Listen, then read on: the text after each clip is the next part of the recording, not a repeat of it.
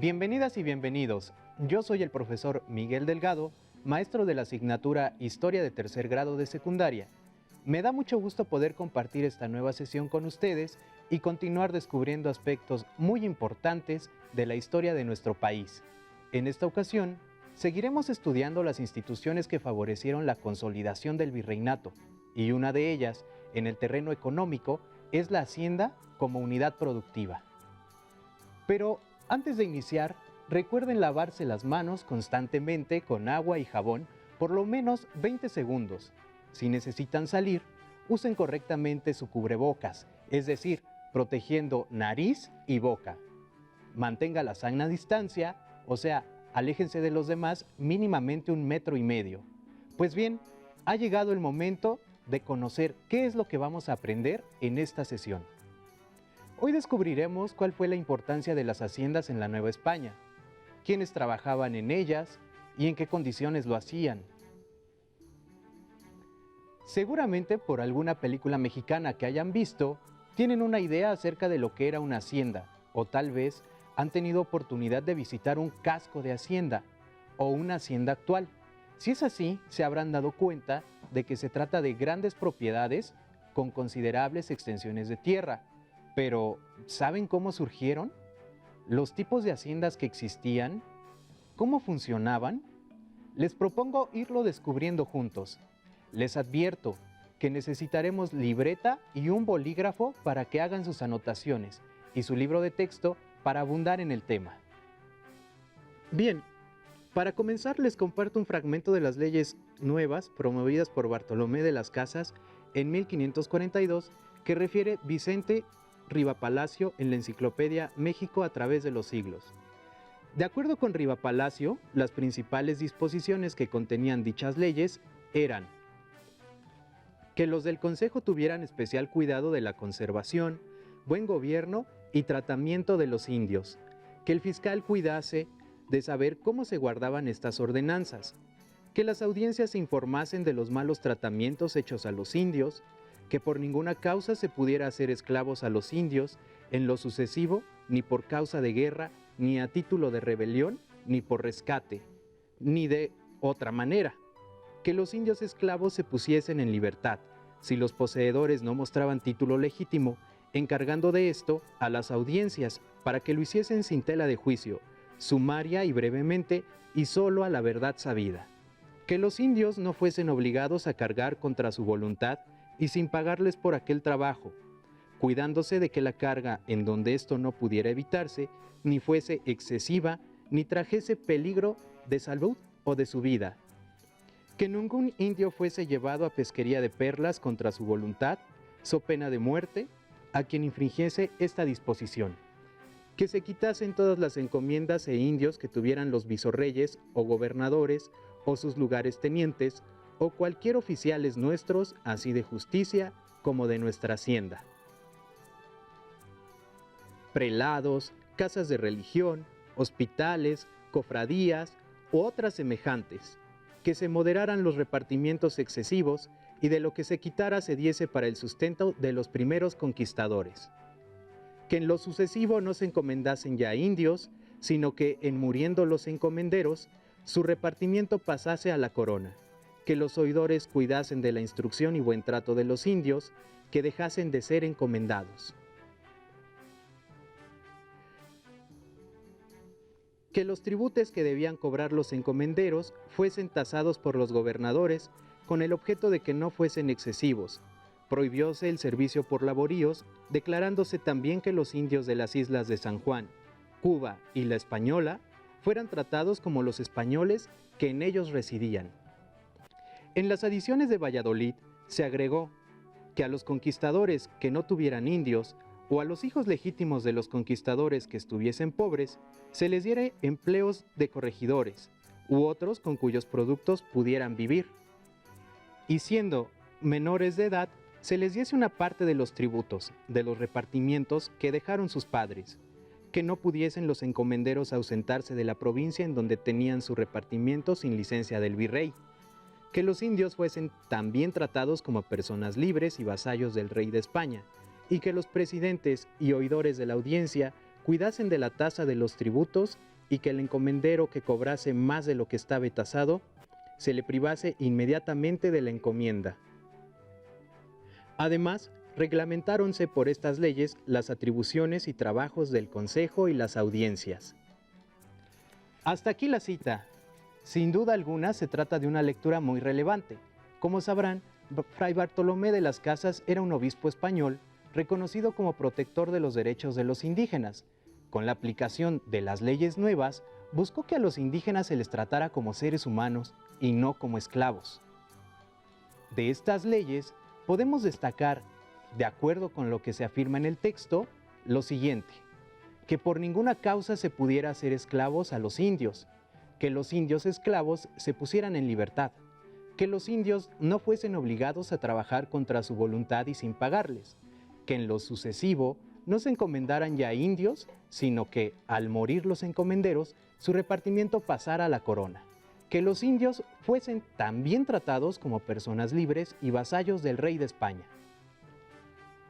Como recordarán, en una sesión anterior vimos que la encomienda fue la primera institución establecida por Hernán Cortés, que consistió en repartir señoríos a los conquistadores como pago por su participación en la guerra de conquista. A estos conquistadores beneficiados se les llamó encomenderos, quienes recibieron en concesión una extensión de tierra e indios en encomienda, de quienes recibían tributos en especie o en trabajo, a cambio de protegerlos y evangelizarlos. Se puede afirmar que la encomienda fue la primera institución económica. Sin embargo, con las disposiciones de las leyes nuevas, entre otras causas, el sistema de encomienda dejó de funcionar y empezó a conformarse la Hacienda Comunidad Productiva, institución que estudiaremos en esta sesión. Se considera que las primeras haciendas en Nueva España surgieron en las últimas décadas del siglo XVI y se consolidaron durante el siglo XVII.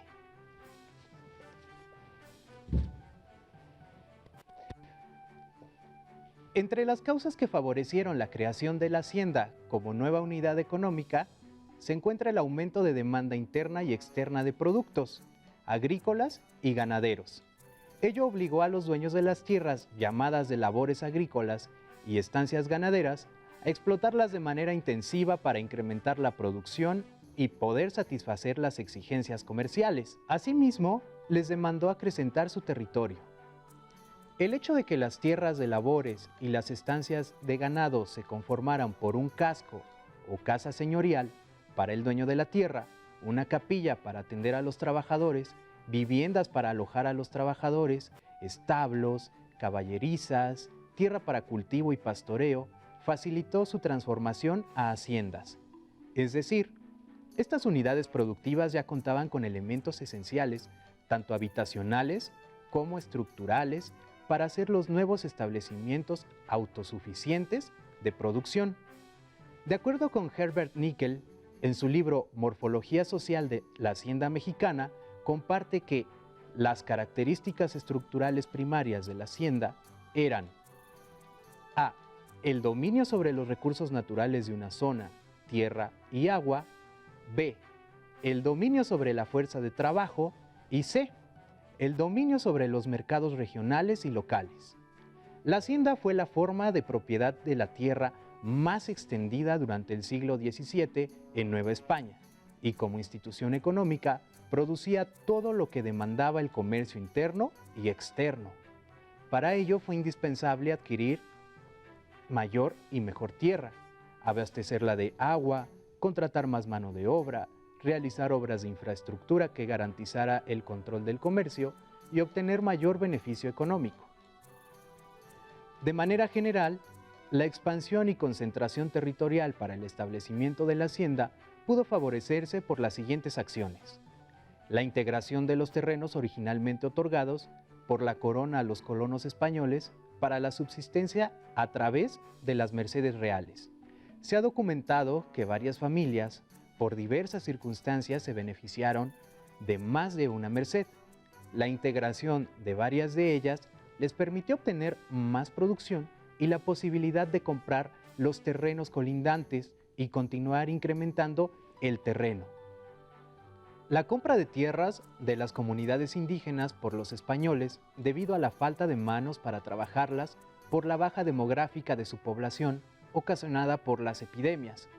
El arrendamiento de tierras comunales por los españoles para ser trabajadas, que en muchas ocasiones ya no las desocuparon y terminaron por apropiárselas. La apropiación ilegal de tierras sin ocupar, conocidas como baldíos. La donación de tierras de particulares o pueblos de indios para la iglesia u órdenes religiosas. Por otra parte, debe decirse que en el norte de Nueva España, las haciendas comenzaron a proliferar debido a otros procesos como el descubrimiento de nuevos yacimientos mineros, la ampliación del camino real de tierra adentro y la apertura de mercados entre España, Europa y Asia, ya que se necesitaba abastecer de bienes a estos centros de trabajo y de población, y la hacienda resultaba ser la institución ideal para explotar los recursos naturales, procesarlos y finalmente vender los bienes obtenidos. En este sentido, las haciendas controlaban todo lo que ocurría adentro y alrededor de las mismas. Así, una hacienda tenía el dominio de todos los recursos naturales de las zonas aledañas a esta. También era dueña de la fuerza de trabajo de los peones, por lo que el hacendado podía imponer los horarios de trabajo, así como tasar los salarios y decidir sus formas de pago. Por último, también eran las haciendas las que tenían el dominio del mercado, convirtiéndose en pequeños monopolios que controlaban la vida económica dentro de sí, de acuerdo a la zona geográfica, a las características del suelo y clima y a su extensión, era lo que determinaba el tipo de producción de las haciendas.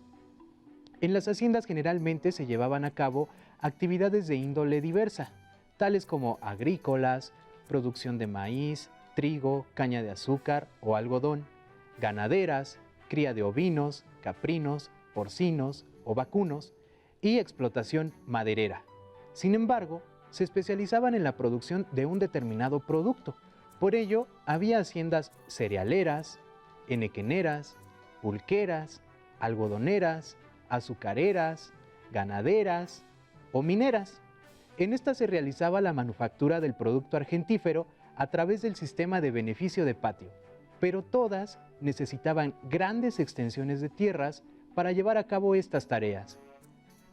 Los hacendados eran principalmente peninsulares, criollos y la iglesia y también jesuitas, en las que se llevaban una o varias actividades económicas.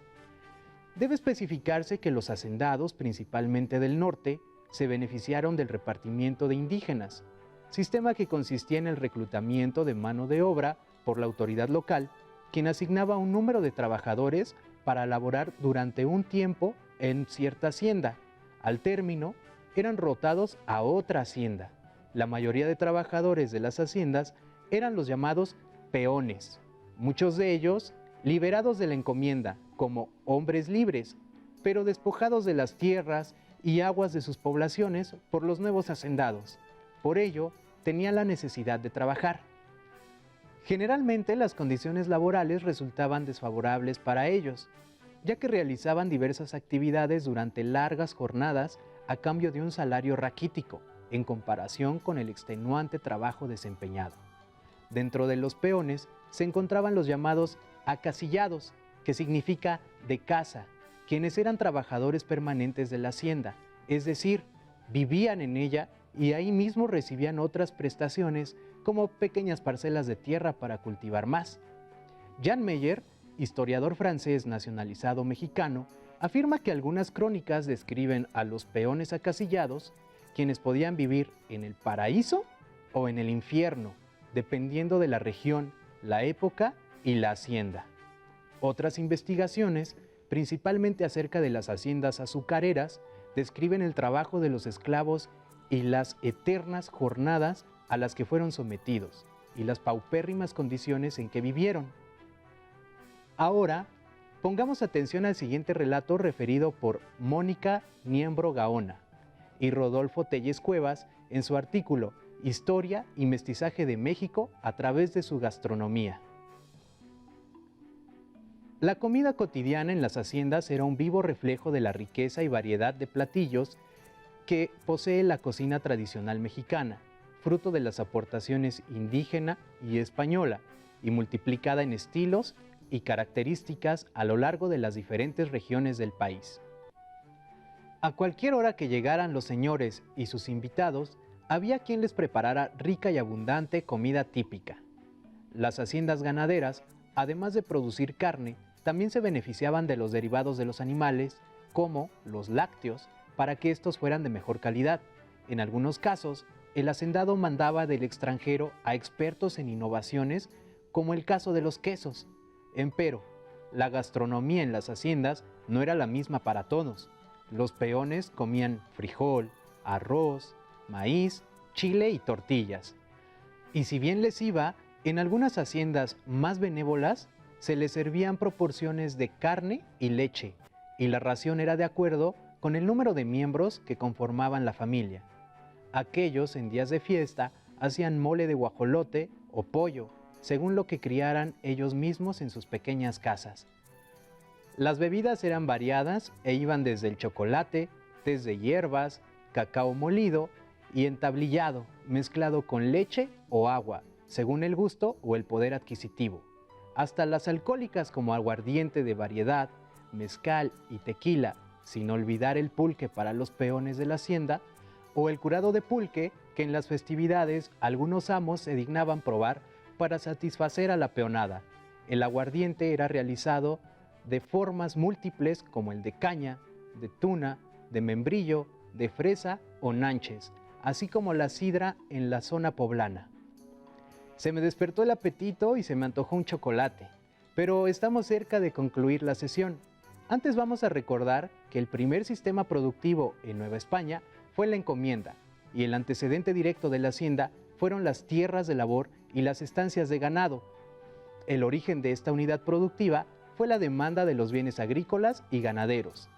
Vamos a definir a la hacienda como un complejo socioeconómico autosuficiente constituido por un núcleo de población. Se especializaban en la producción de un determinado producto.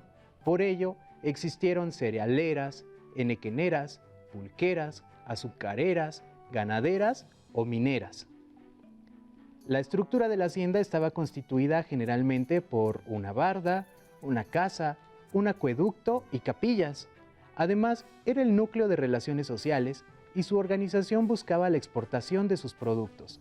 Los trabajadores en su mayoría eran llamados peones, de los cuales destacaban los acasillados, nombrados así porque eran los empleados de casa, o sea, vivían permanentemente en la hacienda. Además, que el trabajo realizado por peones era en condiciones de vida desfavorables, ya que estaban sometidos a jornadas extenuantes, el salario era muy bajo y generalmente se les mantenía endeudados para que no abandonaran las haciendas. Por su parte, la población esclava también pasaba la vida en las haciendas, eternamente trabajando en condiciones tristes y desconsoladoras. Como lo reseña Enrique Delgado López acerca del libro Las haciendas en el siglo XVII de Guadalupe Salazar González, hablar de haciendas es considerar asuntos relacionados con la tenencia de la tierra, con la distribución y generación de la riqueza, es hablar de los propósitos de su establecimiento, del proceso de poblamiento, es hablar de la hacienda como unidad habitacional, dividida acorde con las funciones y jerarquía de sus ocupantes, en suma, como lugar donde proliferó el peonaje, la esclavitud o la servidumbre. Antes de despedirnos, les quiero dejar un pequeño reto. Con la información compartida acerca de la comida en las haciendas, elaboren un cómic o historieta.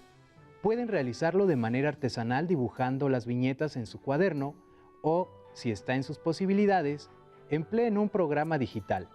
Al finalizar su trabajo, compártanlo con sus compañeros de grupo y familiares. Recuerden que para superar este reto e incrementar sus conocimientos respecto de las haciendas, pueden consultar su libro de texto de historia de tercer grado de secundaria o, si cuentan con un dispositivo móvil, buscar información en Internet de instituciones serias con fuentes confiables. Hemos llegado al final de nuestra sesión, pero seguro nos veremos en otra ocasión y continuaremos aprendiendo sobre la historia de nuestro país. Mi nombre es Miguel Delgado y hasta pronto.